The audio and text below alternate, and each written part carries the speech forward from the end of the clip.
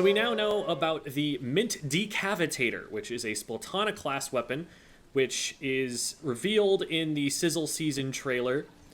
And we didn't know about its kit at first, so I haven't made a video about it just yet. But now we know both its kit and its alternate kit. There's no English translation that Nintendo has publicly said for that kit as of yet. Might well change, tonight between when I'm recording this video and when it goes out, so who knows, maybe that's dated information by the time it reaches your ears. But all we know at the moment is that the word mint in Mint Decavitator is swapped out in the Japanese translation for sumi, which I just googled this. I don't actually know anything about it myself, but it's a kind of black ink that can be hardened into basically like a pencil, something you can rub onto a writing surface and make marks that way, which is strange. That's not what I would think you would put in toothpaste. I don't know, maybe there's like a charcoal toothpaste or something it's referencing. We'll have to get a localization of that before I really understand it. But we know both of the kits, and we've seen some, about a minute of gameplay footage of the weapon, and so I want to talk about that now. First of all, let's start with the upsides here. I think this weapon's going to be pretty darn strong. Now, the reason that I'm sitting here in the lobby with a Sploosh-O-Matic out is I want to show you this range right here that I'm standing at. Okay, this is the furthest I can be from this target to still do max damage. I moved the slightest bit away, and now I'm out of range to do max. Obviously, I'll probably still hit some fall off from here, but those shots are not doing the full 38 damage that the weapon is capable of, as you can see from there. So, this range, I think, might actually get outranged by the weapon's dash and the melee attack at the end of it. Its dash is absolutely ludicrous how far it goes. Like, they show it in footage going around a piece of cover and hitting someone on the other side of it, which is way bigger than the Splatana Stamper's dash, which can basically only do this. And that's going to change a lot of its up-close matchups. That changes the way that it fights against shorter-ranged weapons. Because with the Splatana Stamper, it's got absolutely ludicrous range. Like, this thing literally hits as far away as a heavy splatling. And it also has a one-shot if you get too close to it. You get about this close, and you're going to get one shot by it. About that close. And the way that you have to fight this thing as like a sort of splatter shot 52 gal ranged weapon is to work in between those two ranges, like the ridiculously far away range and the up close one shot range. If you work in the middle of those two, it's got the relatively slow kill time of the full range combo, but you're in range to hit it, and it can't one-shot you. So you try to stay in that butter zone if you're going to have to go in and fight one of these things, and then one of those really fast TTK weapons like a splatter shot or a 52, they've got a shot against it there. But with this dash being so absurd, I look at, like, even this distance, which is closing in on, like, max range for a splatter shot, and I'm like, they don't have to be that much further forward to be able to dash and hit you with the melee range one-shot. Like, it looks like it hits from maybe around here or something. And that range is longer than some weapons' max range. Like, I think that actually just outranges the sploosh. I think that, like, if a sploosh is right here, it can't do damage, and that dash can one-shot it. So that's crazy. I think that will have some really, really polarizing matchups because of how far that dash goes in the short range. Now, right now, super short range is not the meta. Range is always an advantage, and you just have to give it enough downsides that it's worth running something else. But also right now in the metagame, mid-range weapons are pretty dominant. Because the whole idea right now is you've got to stay alive and take the picks that come to you easily, the picks where someone just walks out of position, and because you have, like, absurd range, you're able to just punish that. Like, not a lot of weapons can just, like, splat someone that quickly from this far away. This is almost like backline kind of stuff. So you can very safely just kind of throw these out here, paint quite a bit, and then when your team is ready to go, you can pop your crab. When your team is ready to go, you can grab cooler and you can dive in, you know? And it's basically there to minimize the amount of time that you spend fighting without cooler. And in the meantime, if you can get a pick and create an advantage, especially one where you can splat someone who doesn't have cooler yet, that's huge. And that's a lot of what this sort of midline zoning meta is about. It's also about taking out players that are going to try and rush you down in the front, because there are a lot of those that would really love to just use cooler and then hold forward and use their time to kill. But if you can zone them out and prevent them from getting that close and just kind of waste their cooler if they run at you, then they have to think twice about what they're doing. And so the amount that it counters those kinds of weapons may not be quite as relevant to the competitive metagame, but man, I would not like to be a sploosh player and to have to fight against that weapon. I do think that has a pretty significant impact on some matchups. I think there are some sword users who will have a little bit of an easier time fighting those rushdown comps because of that. The paint on those slashes is absurd. Like, this isn't bad paint at all. This is a straight line. You can swim all the way through for a very long way, and then you just need another one, and you get to swim a very long way after that. You can also throw in a dash at the end if you don't care about making the trail continuous for, like, a teammate behind you or something. This is already very fast. It's very smooth. Like, there's not that much of a risk that if you're swimming through this, you're accidentally going to, you know, slip out of it and have to go back in or something like that. But it looks like the width of this ink trail on the new Splatana is literally double of what the Splatana Stampers is. So that's enormous. And that, even though it seems pretty clear that the range isn't going to be quite the same as the Splatana Stampers, it's not going to be quite as far, it's still far enough that having that wide of a paint trail means that thing is going to get special quick. And that's super cool because it actually has some pretty decent kits. Both of them, I think, could definitely see competitive use, depending on how the metagame develops. We'll talk about that in a second. The one thing I do want to talk about here before we start all going, oh my god, it's broken! Oh my god, I can't believe we let her have all of those things! This is going to be broken! Ah, Nintendo, why? We're going to go talk about its downsides really quickly, too. First of all, it doesn't have a vertical slash. So, I mean, there are going to be some fellas who really just want to use a katana and think it's super cool and love the draw attack from the katana that they see in, like, every samurai anime ever, that they get to... The people who like longsword in Monster Hunter just because it makes them feel like a samurai, like, that sort of thing, cool. But also, the fact that there is a vertical means that you can hit up over the top of things.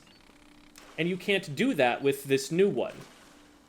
It's going to be horizontal, which means the top part of this hitbox is not going to reach up over the top the way that this does, or at least not as high over the top. You're going to have to aim this like a line-of-sight weapon. It's going to be like a horizontal slash. And you can't really get it horizontal up over the top as easily as you can get the vertical. So the fact that that is out means that things like the left side of your plat on Museum during splat zones, you're not as worried about a Mint Decavitator as you are worried about a Splatana Stamper. Splatana Stamper absolutely destroys people from that ledge, but the Decavitator just isn't going to reach. So there are absolutely some positions where it cannot play as aggressively as it would like to, which is odd because it's kind of positioned with this dash and the massive hitbox that goes along with that dash to be sort of like a competitor for the roller in terms of the sharking play style. Like, Sure, a roller is probably going to do this job more efficiently, more quickly, but this weapon also has really long range, so are you willing to give up that long range to have your roller be faster, or would you rather just have, you know, a little bit of both? So that does hurt it a little bit in that regard. It is not going to have the same AoE potential that the Splatana Stamper has. AoE being, of course, a little bit of a misnomer, but it's kind of what we've come to call it. Being able to hit around ledges, being able to hit over the top of cover, weird-shaped hitbox, whatever you want to say about it, but it's not going to have that. It does have slightly shorter range than Splatana Stamper. Charo was estimating it was something around like 96 to Splattershot Pro range, which is definitely not bad. I will never complain about having that kind of range, but when you're talking about heavy splatling range, definitely a downgrade. So we'll show Splattershot Pro to show like the low end of the estimate here for how far that's going to go. It's definitely not bad, but I think the paint is probably a little bit misleading there. Usually with these shooter weapons, you can only go so far before you start getting fall-off damage. You can see how much further past the target I'm actually painting when the shots are only really hitting max damage from the fourth line back here. I think I can get fall-off from here. You can see that's not full damage, and a little bit further back, and it's probably going to start missing. So it's about here that we can't even get fall off anymore. So you can see the paint trail is definitely misleading there. It goes a lot further than you'd think it does. So we're really probably talking about like hereabouts for reliable damage. And that's definitely a bit of a downgrade from what the Splatana Stamper has. Finally, and this one, you have to look really carefully at the footage to be able to see. But it does seem as though the decavitator is going to be a bit more ink hungry. It's going to take a lot more ink per slash. And that makes sense given the paint output. That feels like a necessary nerf if you're going to make it paint that much for one slash. That it would just farm special too fast otherwise. So I think that makes a lot of sense. And it kind of plays into the play style where you're trying to surprise someone and dash out. Well, that means you're going to sit in your ink for a while, you're going to shark around a little bit more, and then you're going to jump out, and you're going to cleave someone in twain, and it's going to be super cool. So, I don't think any of those downsides are going to, like, break the weapon, you know, make it non-functional or anything like that. But they are something that's worth keeping in mind. I could absolutely see Splatana Stamper still being the dominant weapon in the meta, in terms of the Splatana class, as a result of the upsides that it has over it. But let's talk about the kits, because the kits are very cool. First of all, one of the kits has Inkjet, and I love that, because I love Inkjet. But also, Inkjet it's not on a lot of weapons right now, and none of them are particularly good frontline weapons, except for the Tri-Slosher, which has a weird situation where it's difficult to justify running it on the basis that there's a version of it that gets tacticooler, and that the main weapon itself is not seeing a ton of use right now. It's just a little bit harder to get into range with, and that's the whole challenge of the meta at the moment, is how do you approach a Squeezer, a Splatana Stamper, a Bucket. So it doesn't have great answers to that, and it hasn't been seeing a lot of use. I think that this new Splatana will absolutely have better answers to get you close to the enemy team than the Tri-Slosher will. So it could well immediately become the meta option for Inkjet. We also could potentially see Ballpoint becoming, you know, popular again, provided that there are ways that it can avoid being countered by Snipe Rider. Snipe Rider gets nerfed. Until that happens, it as a main weapon is just countered a little bit too hard, and it's really difficult to consider running when your opponent could just pull out a Snipe Rider at any time, and you have a hard matchup, both in your special and out of it. So, if things stay as they are, there is definitely a window in the meta for a new Inkjet weapon to poke its head in, and that could definitely shake some things up. It will still have to deal with Snipe Rider like anything else does, which has been something that's been keeping a lot of Inkjet weapons down, but it will have a little bit more range, so it can bully frontline weapons. And Inkjet is sometimes an answer to a long-range weapon if you can sneak up underneath their ledge and then pop up over the top and one-shot them on the way up. So, definitely a possibility that we see this thing get some significant use. Also, I will say, for how powerful Snipe Rider is right now, there hasn't actually been that much of it being run in a lot of tournaments. I think, obviously at top level, people are going to pick what works at a certain point, but I think a lot of people are deciding, even at a competitive level, that they don't want to play Pencil, and so they just don't. There are not that many people who are abusing it in, say, mid-level. There are a lot of people in low-level who just don't touch it at all, and don't have to worry about it as much. So, it's definitely not unheard of that you could just, dodge Pencil, even if it is a miserable matchup, and see this thing in situations where people are not willing to abuse that weakness of it. So Inkjet is very cool. On top of just being a cool special, it synergizes really well with this weapon, because on the way down, you'll be able to start charging up and dash away. This dash that the Splatana Stamper and the Wiper have are already better than Drop Roller, in that not only do you have a similar dash, but you can do an attack and just one-shot someone if they're trying to camp your jump too close. So that's already insane, but remember, this is a dash that looks longer than Splooshomatic range. So you could just, go from a landing point that's right here, let's say, to being on the other side of this piece of cover. You could just land right here with someone trying to camp your jump in that direction, and then, whoop, I am around a corner. And I had to do one input to make that happen.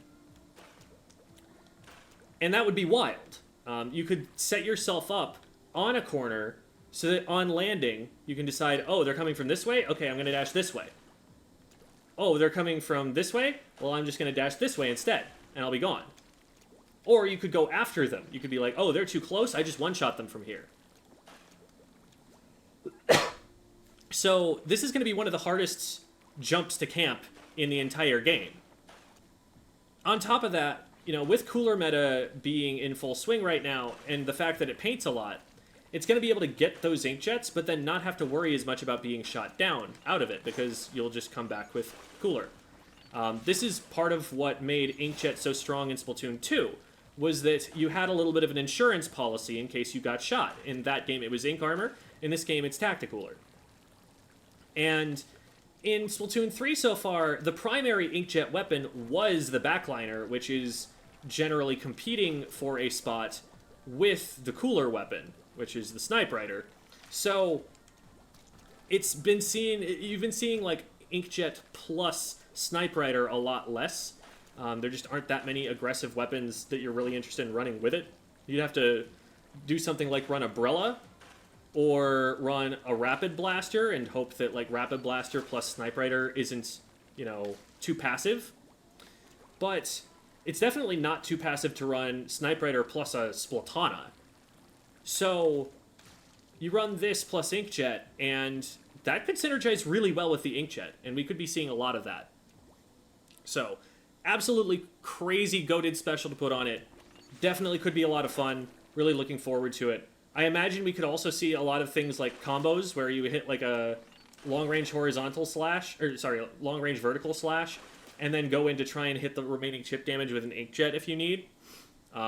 We could see stuff like that come into play. We're not going to see a bomb combo because that kit has Splash Wall.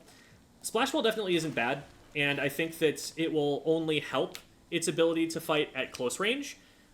Those weapons that are trying to get into the butter zone with it, well, now they have to shred this wall, while it can just take free shots at them and back up, or play from within the wall.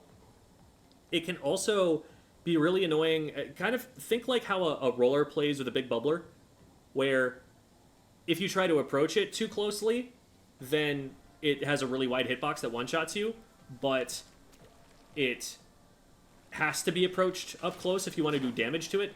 So you're kind of in this catch-22 where you either get splatted or you just give it all the space that it wants. You could kind of create a mini version of that with a splash wall in this thing, where as soon as the splash wall is up, well, you can't get close to that. Now it's either hitting you for free or it's dashing at you and really hitting you for free. So that's definitely not preferable. I think this is going to be, just as hard to approach as something like a squeezer if it's using its wall smartly. The range might not be quite as good as the squeezer's is, but the wall's utility could very well be the same. And I think the one thing that's going to make the wall a little bit weaker on it, out of anything, is just the ink efficiency. If it takes a lot of ink to fire even just a few shots, then you have to think really carefully about whether it's even worth it to use the splash wall, because you might not have the ink to be able to hold it down. And, if you're trying to play a play style where you keep the wall out all the time, then you end up in trouble because you just run out of ink and can't reliably do that. You have to spend all of your time not firing shots and just putting walls out. And that's kind of a way that you can be forced back on something like a 52, for example. Very interesting kit there, and that one could certainly see some viability, but I also would not be surprised if we occasionally saw the other kit, which has Big Bubbler and Suction Bomb. So Big Bubbler is, I think, definitely the weaker of the two specials in the majority of cases.